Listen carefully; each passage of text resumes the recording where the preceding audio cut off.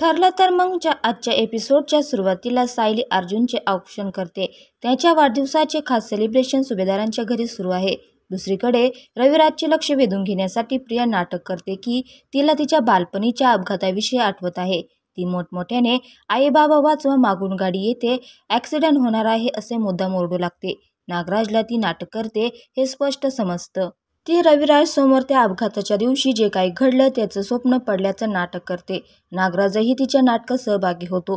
ती असंही म्हणते की तिला दरवर्षी स्वप्न पडायचं, पण आश्रमात असताना तिला नेमकं कळायचं नाही की हे स्वप्न का पडतंय. त्यावेळी रविराज तिला सल्ला देतो की तिने मूड चांगला करण्यासाठी विपुलसोबत जेवायला बाहेर जावं. सायलीला अर्जुनचा वाढदिवस साजरा करत असताना त्यांच्या लहानपणीचा प्रसंग आठवू लागतात, पण तिला नेमकं कळत नसतं की ह्या कोणत्या आठवणी आहेत. ती अर्जुनला खास गिफ्टही देते. ती बागेतील फुलांपासून स्वतः तयार केलेले अत्तर त्याला गिफ्ट देते. अस्मिता सोडून घरातील सर्वांनाच तिचं गिफ्ट आवडतं. यावेळी घरी बनवलेला केक आणि वाळलेल्या फुलांच्या अत्तरावरून अस्मिता सायलीला टोमणे मारण्याची संधी सोडत नाही. मात्र तेव्हा सर्वजण तिलाच सुनावतात. दरम्यान अर्जुनला समजत नसतं सायलीला सतत मेसेज कोण करत आहे.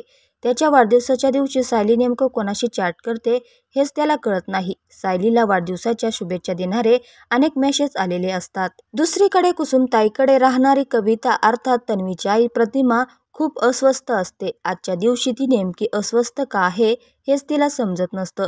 कुसुम तिला नेमकं काय घडलं होतं हे विचारण्याचा प्रयत्न करते, मात्र प्रतिमाला काहीच आठवत नसतं.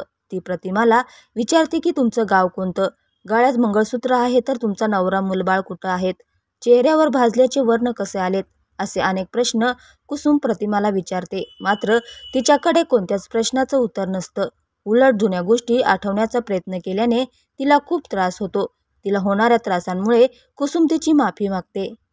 पुढील भागाच्या प्रोमोमध्ये दाखवण्यात आले आहे की अर्जुन सायलीला विचारतो की जेव्हा ती मधुभाऊंना सापडली तेव्हाच्या तिच्या काही आठवणी आहेत का. त्याने तेव्हा असा प्रश्न विचारला तेव्हा ते दोघे गाडीतून घरी येत असताना गाडीत असल्याने सायलीला रविराज, प्रतिमा आणि तिच्या अपघाताच्या दिवशी काय घडलेले ते पुसट आठवू लागतं. ते जेव्हा सुभेदारांच्या अंगणात पोहोचतात तेव्हा त्या आठवणी अधिक प्रकर्षाने जाणवतात. सायलीला भूतकाळाने असं पुन्हा एकदा डोकून पाहणं सहन होत नाही आणि तिची शुद्ध हरपते. अर्जुनलाही नेमकं समजत नाही की सायलीला काय झालं. आता सायलीला तीच तन्वी असल्याचा भूतकाळ स्पष्ट आठवणार का हे पाहणं महत्त्वाचं ठरेल.